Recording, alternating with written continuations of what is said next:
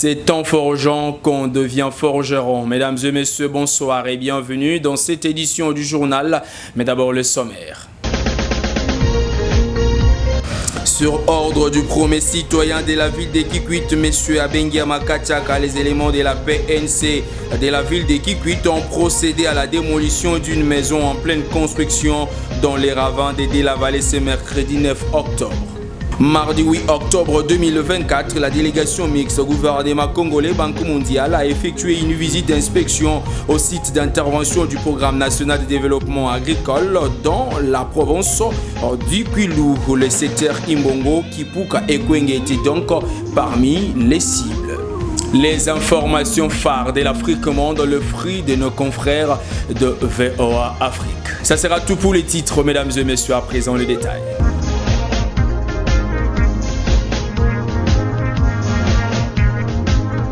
Ouvrons cette édition du journal avec cette actualité annoncée en titre. Lutte contre les constructions anarchiques dans la ville de Kikwit. Sur ordre du premier citoyen de la ville de Kikwit, M. Abengiama Kachaka, les éléments de la police nationale congolaise de la place ont procédé à la démolition d'une maison en pleine construction dans le ravin de Delavalé. C'est mercredi 9 octobre 2024. Images et commentaires de votre rédaction pour en savoir plus. Mieux vaut prévenir que guérir, dit-on. C'est dans cette file d'idées que le premier citoyen de la ville de Kikwit, M. Abengiama Kachaka, s'est rendu au ravin de Delavalé. C'est mercredi 9 octobre 2024. Question pour lui de se rendre compte de la construction anarchique dans cette zone à haut risque. Sur place, une maison en pleine construction dont le ravin a été démoli par les éléments de la police nationale congolaise de Kikwit sous l'ordre du premier citoyen de la place, qui, devant la presse, décourage ce genre de comportement qui risque d'endeuiller sa ville dans les jours à venir. Mona bantu metunga na kati bantu vanda songa yo betu mona ba télévision boge songa bantu metunga na dibenga kamisendo ina bet kulumuka bubu yai na kuisu tala bantu metunga wa.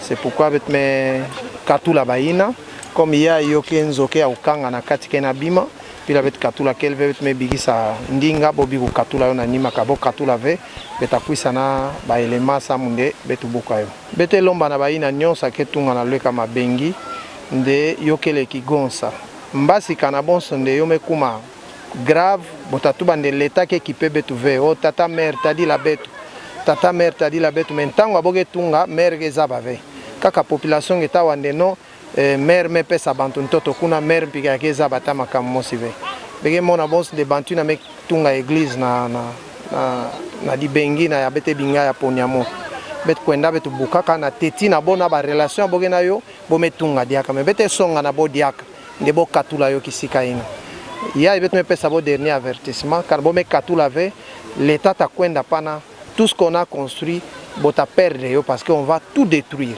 Rendons-nous à présent dans la partie est de la République démocratique du Congo où les familles des victimes du naufrage du 3 octobre dernier à Goma au port Kituku étaient donc dans la rue. Ce mercredi 9 octobre 2024. Ces dernières revendiquent les corps de leurs proches pour l'enterrement. Alerté de la situation, le gouverneur du Sud Kivu s'est dépêché pour apaiser le manifestant et autorisé par la même occasion les retraits à condition des corps de la morgue de l'hôpital provincial du Nord Kivu, nous renseigne ce reportage de notre confrère depuis la ville de Goma, Germain Sikourou. Ils ont choisi la rue pour exprimer leur mécontentement face au refus du retrait des corps de leurs proches. Ces citoyens familiers des victimes des naufrages du 3 octobre dernier à Kituku ont revendiqué leurs corps de leurs proches pour l'enterrement. En colère, ils ont barricadé la route nationale à l'entrée de la morgue de l'hôpital provincial du Nord Kivu, exigeant au gouvernement central de leur remettre les dépouilles mortelles pour les obsèques. Mon épouse a péri dans le naufrage du bateau Merdi. C'est pour cela que nous sommes très furieux, nous sommes ici à l'hôpital général de Goma. Depuis qu'il y a une naufrage, nous avons sollicité pour qu'on puisse nous remettre les corps. Jusque-là, il n'y a aucune précision, il y a toujours des contradictions d'ici et là. Il y a la province qui est en train de nous brûler.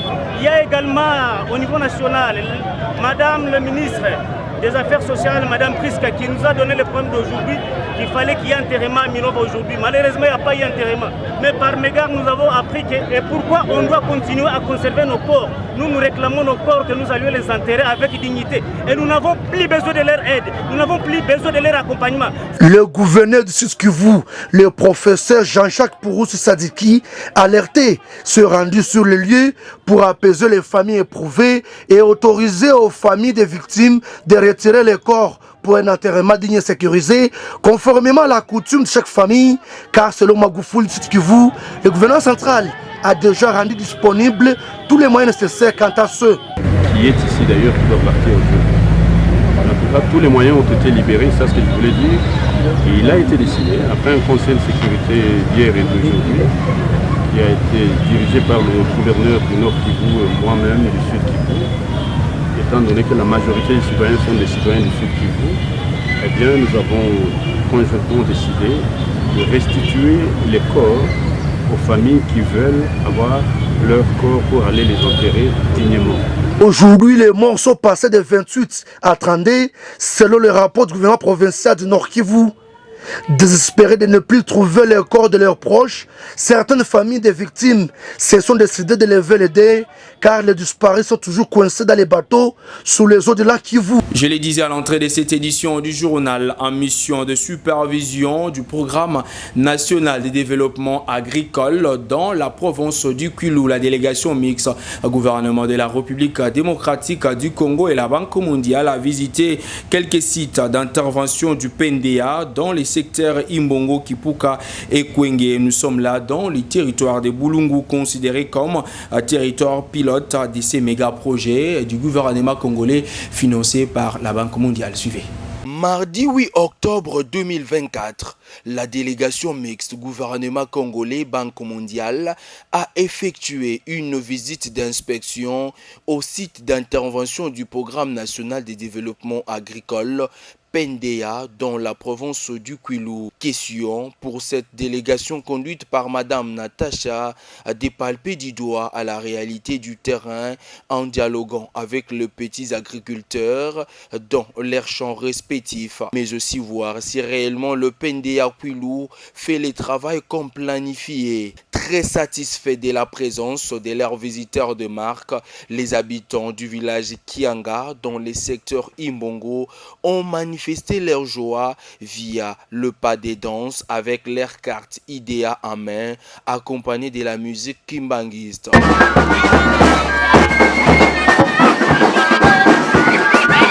Dans leurs mots des circonstances, ces paysans ont vivement salué l'apport du gouvernement congolais via le programme national de développement agricole et ont formulé quelques recommandations devant la représentante de la Banque mondiale. Nous, paysans du village Kianga, avons le réel plaisir de vous accueillir au sein de notre village dans le cadre du programme national de développement agricole PNDA en sigle. En effet, l'agriculture étant une activité de base pour le développement communautaire et sanitaire, mais précédemment négligée.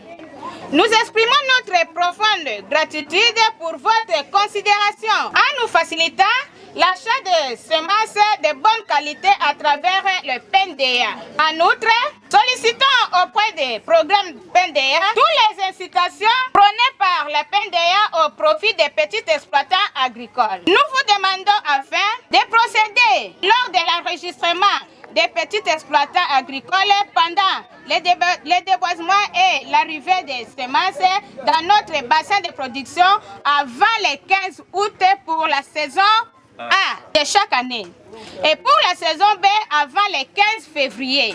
Après les sites du village Kianga et Kwangangaji, cette délégation a également visité les installations des Coridec, question pour eux de mieux discuter avec cet agro-multiplicateur.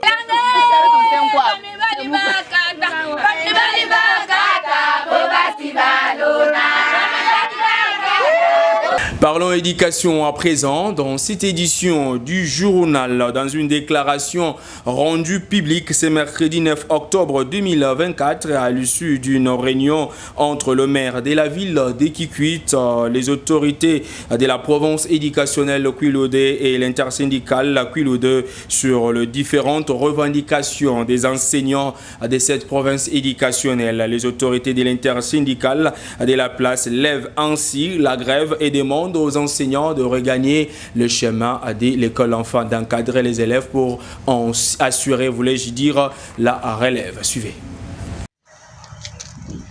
À l'issue de la réunion tenue par le banc syndical ce 9-10-2024, avons décidé ce qui suit après échange. Étant donné que les autorités syndicales au niveau national, branche SIECO, ont levé la grève, les autres provinces ont repris le chemin de l'école. Nous demandons aux enseignants de la ville de Kikwit la reprise du chemin de l'école de demain. Kikwit, 9 octobre 2024, Erasme Novele, président provincial de l'intersyndicale de l'Eden NC Kwilu. Pour la FENECO, Kachama Benoît. Iber Ipom. Pour l'intersyndicale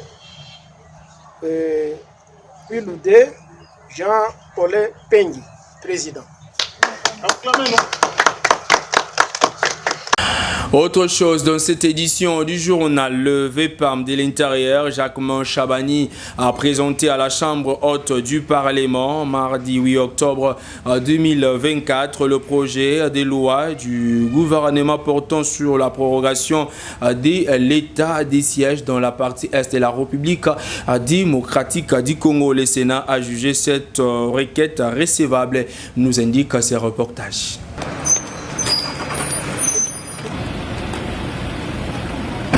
Le vice-premier ministre, ministre de l'Intérieur, Sécurité, Décentralisation et Affaires coutumières a, au nom du gouvernement de la République, présenté le projet de loi portant prorogation de l'état de siège sur une partie de la République démocratique du Congo, tel qu'adopté par le Conseil des ministres, à l'issue de la réunion tenue le vendredi 27 septembre 2024 devant l'Assemblée plénière du Sénat. Le gouvernement de la République a fait savoir à la Chambre des sages le bien fondé de la prorogation de l'état de siège à ces jours où la RDC est victime de la guerre d'agression par le Rwanda et de l'activisme de groupes armés qui opèrent dans la partie est de la RDC, précisément dans les provinces du Nord Kivu et des Lituri. Pendant la prorogation de cet état de siège permettra, comme par le passé, aux forces de la défense et sécurité de continuer à faire face aux multiples tentatives d'incursion et attaques de la coalition terroriste du M23, RDF, AFC et d'autres forces négatives. Signalons que le président de la République démocratique du Congo, Félix-Antoine Tshisekedi, avait proclamé l'état de siège par ordonnance du 3 mai 2021 dans la perspective d'éradiquer définitivement des groupes criminels terroristes et restaurer la paix dans la partie est de son pays. La Chambre haute du Parlement a pris cette requête et par ailleurs l'a jugée recevable. Dans le reste de l'actualité, il se passe sûrement quelque chose et nos confrères de VOA Africa nous en disent plus dans ce reportage. Le Parlement kenyan a voté la destitution du vice-président Rigathi Gachagua. La motion de destitution énumérait 11 motifs, dont atteinte à l'unité nationale, insubordination envers le président William Ruto, ainsi que de nombreuses suspicions de détournement de fonds publics. Au Burkina Faso, au moins 10 civils ont été tués dimanche dans une attaque djihadiste contre un marché à Mani, dans le nord-est du pays, a-t-on appris mardi. Une source sécuritaire a confirmé l'attaque djihadiste, assurant que les forces sont en action dans la zone sans plus de précision. Près de 1 million de personnes ont été déplacées de leur foyer cette année en République démocratique du Congo, où la situation des droits humains continue de s'aggraver, a déclaré mardi le haut-commissaire de l'ONU aux droits de l'homme, Volker Turk. Il a également demandé aux pays qui exercent une influence sur les groupes armés de faire tout ce qui est dans leur pouvoir pour que les combats cessent.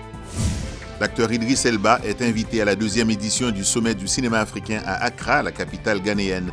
Je pense qu'il est fantastique de voir une augmentation du cinéma africain sur Netflix, sur Prime et tout le reste, mais l'avenir de notre cinéma dépend de nous, pas de ces plateformes, dit l'acteur aux 2 passeports britanniques et sierra-léonais, né d'une mère ghanéenne.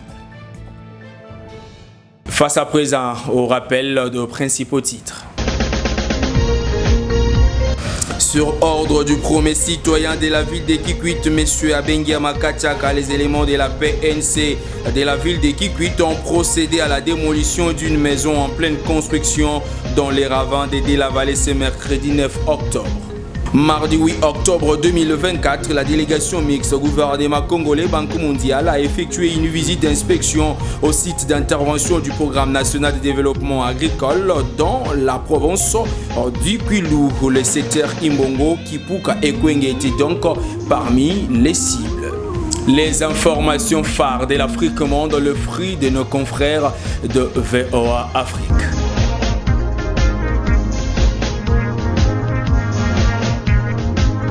Ainsi s'achève complètement cette édition du journal, mesdames et messieurs. Ça a été réalisé par Bruce Bouka. Merci de l'avoir suivi. L'actualité reste à continuer sur notre chaîne YouTube Venus RTV Kikwit. Au revoir.